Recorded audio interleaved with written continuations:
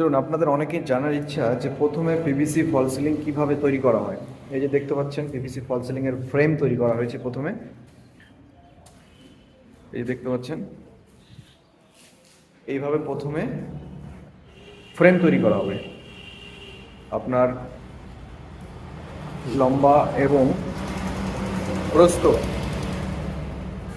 দৈর্ঘ্য প্রস্থ পুরো মাপ করে ওয়াটার মার্ক লেবেল করে তারপরে এই ধরনের ফ্রেম করা হবে। ফ্রেম করার পরে এর উপর আপনার পিভিসি সিট বসবে, বুঝতে পারছেন?